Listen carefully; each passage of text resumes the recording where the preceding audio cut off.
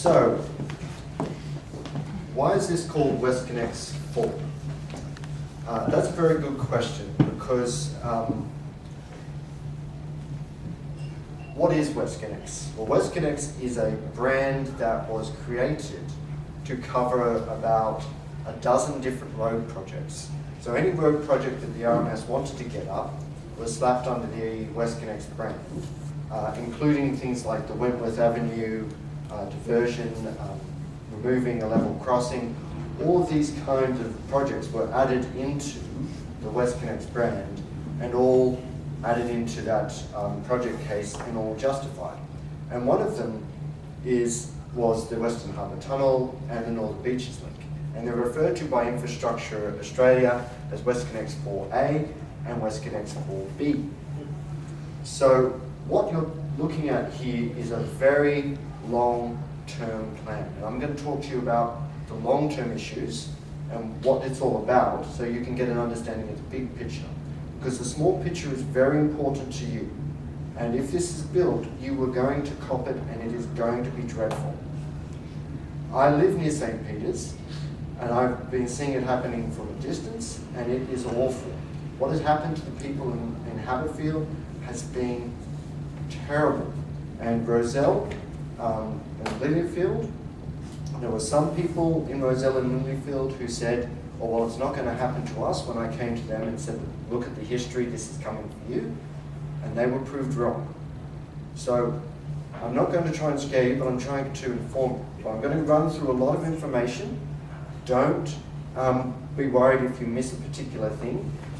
I'm trying to communicate to you the big picture and also prove to you that there's references to it, because in previous presentations people say, well, how do you know that? So I'm demonstrating that this has come out from a lot of research. And I have been looking at this since 2012. The Department of Main Roads, which is now the RMS, has been after this for a very long time. And the DMR and the Sydney Motorway Corporation have been ruthless in the pursuit of this. Like, their executives are given bonuses for completion. So they will not stop just because you have an interest in this. And they will not give you filtration. Every suburb has asked for it, no one has got it. So 1953, from the Department of Main Roads Journal, this is the plan for the motorways in Sydney. WestConnex is in blue. The F6 in blue, Lanco Valley Expressway, the Northern Beaches Link in blue as well. So this is a plan from the 1950s. WestConnex here in red, the Northern Beaches Link in blue, and the F6 in purple. This is an attempt to implement their plan that I have had since the 40s. It is not based on current thinking, it is not based on evidence, because when they did these plans in the 40s, there wasn't evidence about what highway engineering in a city would do. There was no evidence about it. What we since learned, when America built all these and Los Angeles built all these, is they don't work. A thing called induced demand. When you provide more roads, people will use them.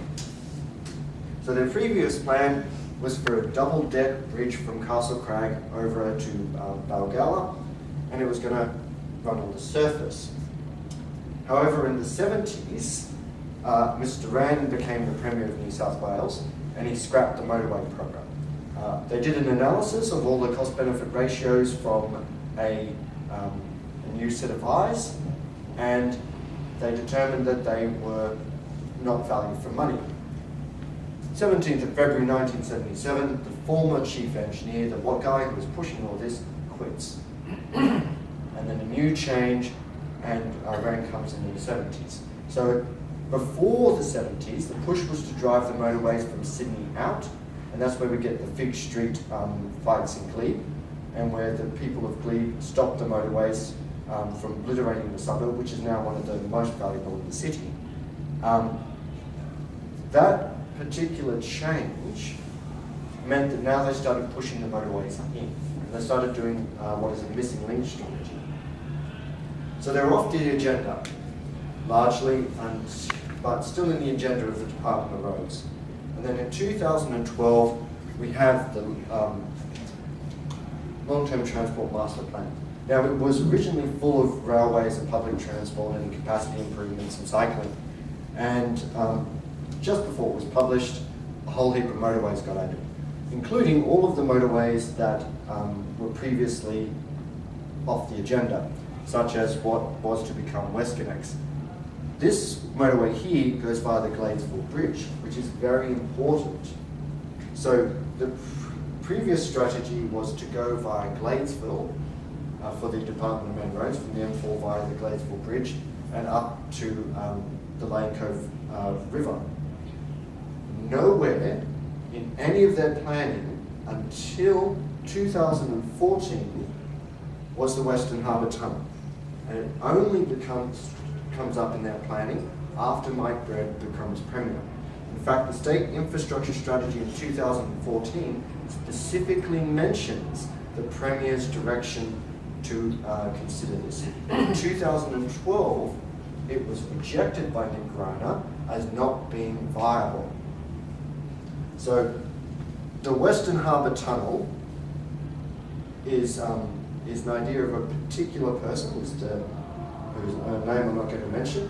Can't remember whether it's how to pronounce it, so I'm not going to list them.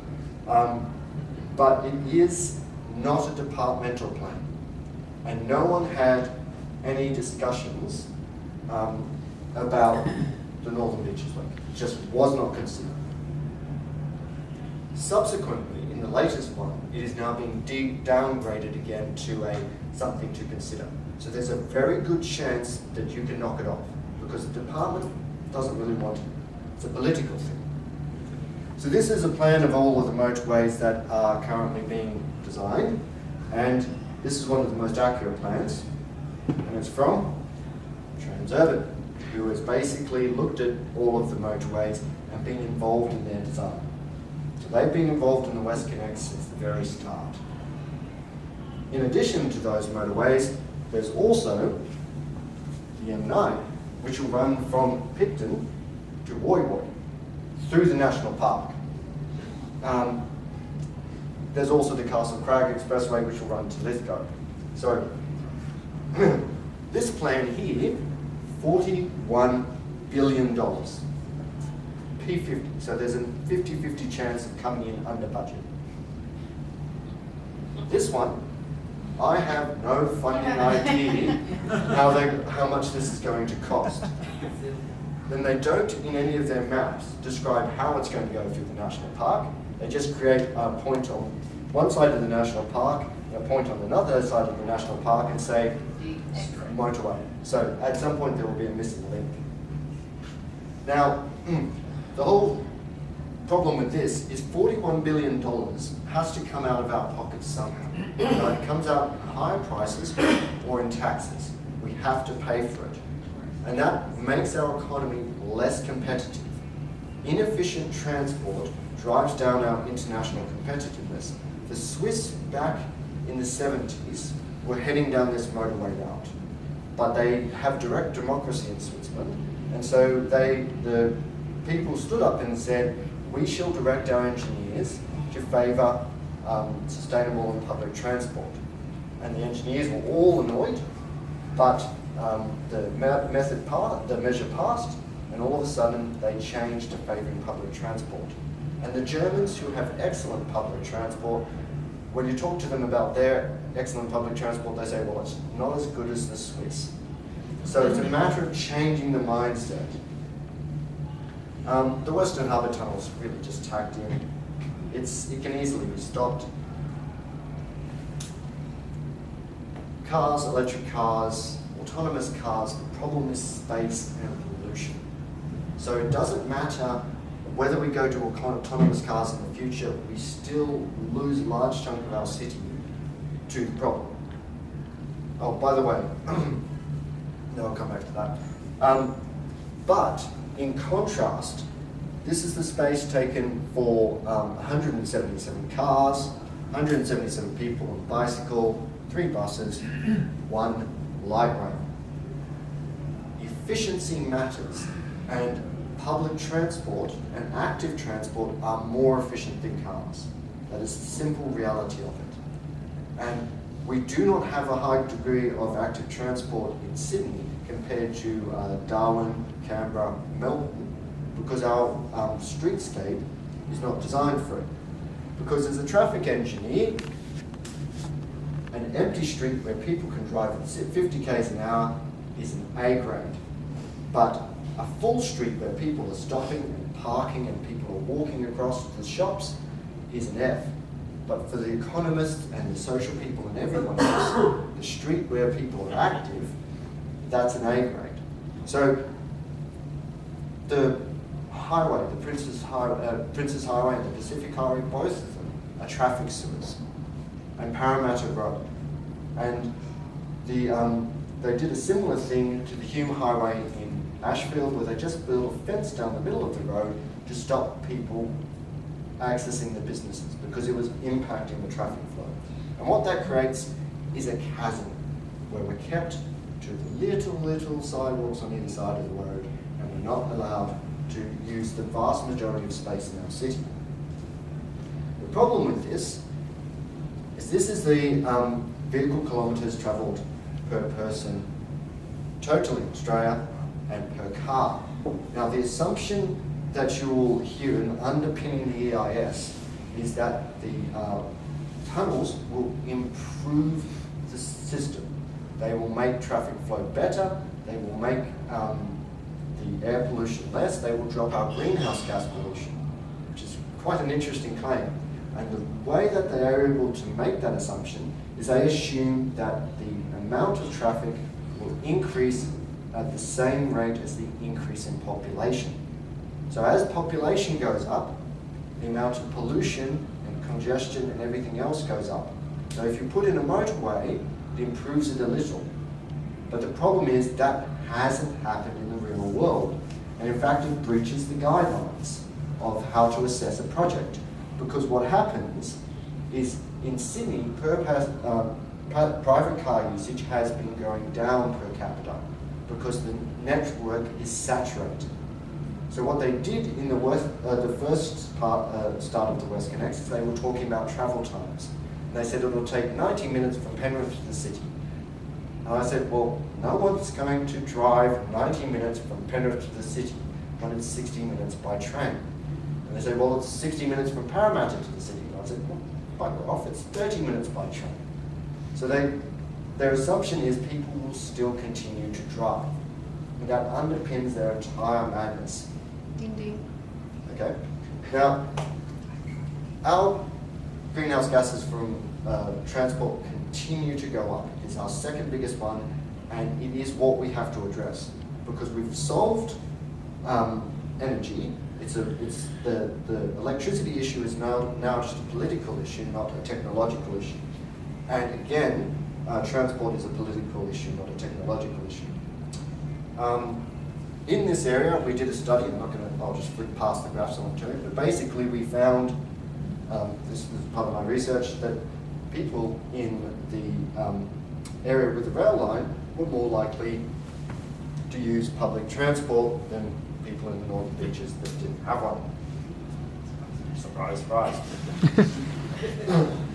The Olympics and demand for train usage in Sydney, it has shot up by 6% in the last financial year. It is an extraordinary rate of growth, and that is, I suspect, largely being driven by the road network essentially reaching its peak limits. And a lot of the traffic in Sydney is people travelling short distances, and the motorway will not help that. You used to have a tram network up here, all the way to Narrabeen, and the two lanes, eastern lanes of the Palmer Bridge used to carry the tram, and they carried more people than the entire road lanes carry today. So what did the Department of Main Roads do when it was in control of the trams? It literally burnt them. Rod Staples was previously the man in charge of the metro considerations, and they did an analysis of this area as to whether it was a good place for metro. And they said, well, yes, it is from the city to DY. Right. Two possible options, from Chatswood to DY, or from basically Boston to DY. Now, I'm not going to say that his analysis is perfect. It's the light blue line here, but it's still quite reasonable. They did a strategic analysis, and out of 100, got 95 out of 100 for the Mona Vale to North Sydney. Chatswood to DY got 80, so it's still pretty good. The forecasted peak metro patronage was almost as good as the Western Line. The proportion of peak load to total peak boardings, which means basically it would have been about 50-50. So it was still getting a lot of good patronage during the day. Again, we come back to this. A single car is about 1.2 people. The metro train will be about 900, or a heavy rail, 1,200. And what they expected is how many people on the lines, these two here, it's about 11,000 people on those lines. Now this is from the strategic travel model, which is very, it underestimates public transport patronage. And they saw it would result in a massive decrease in the amount of traffic on the roads. So they had two particular options via Mona Vale, Manly, or via DY. So they came out with big drops in patronage, really good expansions, great BCRs, and thank you.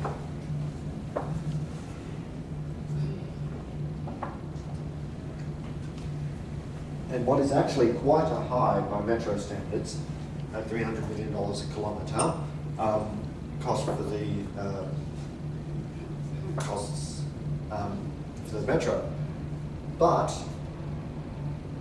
the current motorway costs $500 million a kilometre. So we're seeing railways built in Sydney for about $250 million a kilometre because Sydney has fantastic rock. It does. It has this really good, easy to dig through, strong, stable, great rock most of the time. I actually lived near Lane Cove when the apartment fell in, so not always. So there is a very good reason to build this metro. That's a really great metro. It could be also a heavy rail if you wanted to take the northern trains into it to relieve some of the extra paths into the city. So there are options here. Don't think that we have to get stuck into the question of how do we make the old approach work, because there is a lot of money to be made out of this. And the question is, what do we want? And you have the option, because there's a little bit of reluctance within the department, and if we're right, the Premier's office, about this proposal to change the lines. So if you get out there, talk to your local members, make yourselves visible and heard before the election, they're not going to pick the fight, they're going to drop it and move on. And the other thing is, there isn't $41 million in the budget to build all of this. So one of them's got to go. You might as well make sure it's the one that you don't want.